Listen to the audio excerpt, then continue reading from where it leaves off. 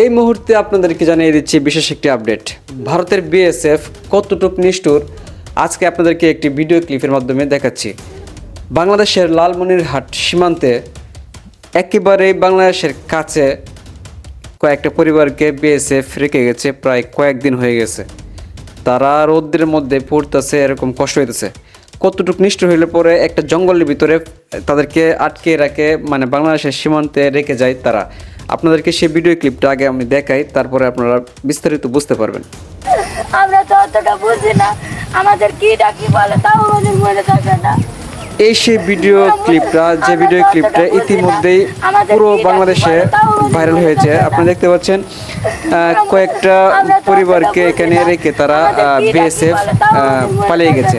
বাংলাদেশের border guard তাদের পাহারা দিচ্ছে, দেখার চেষ্টা করছে বিএসএফ তাদেরকে নেয় কিনা। কিন্তু তারা কান্না হাজারি করতেছে। তারা প্রায় বলতেছে যে বৃষ্টির মধ্যে তারা প্রায় 2 দিন যাবত এখানে পড়ে আছে। তো ভারতের বিএসএফ শুধু একটা ঘটনা না, এরকম হাজার হাজার হাজার হাজার মুসলিম পরিবারকে বাংলাদেশের বিভিন্ন সীমান্তে, আপনার ত্রিপুরা বাংলাদেশের যে সীমান্ত আছে, ময়মনসিংহের সীমান্ত আছে, বিভিন্ন সীমান্তের মধ্যে বাংলাদেশের দিকে পুশ করা হচ্ছে ভারতীয় নাগরিককে, মুসলিম নাগরিককে। তো এই বিষয়টা ইতিমধ্যে যদি আমরা বেশি পরিমাণে শেয়ার না করি, তাহলে হয়তো বা সারা বিশ্ব জানতে পারবে না যে ভারতের যে সন্ত্রাসী বিএসএফ তারা কিভাবে মুসলিমদেরকে অত্যাচার করতেছে, এমনকি বাংলাদেশের উপরে তাদেরকে পুশ করা হইতেছে। তো ভিডিওটি প্রচুর পরিমাণে শেয়ার চাই।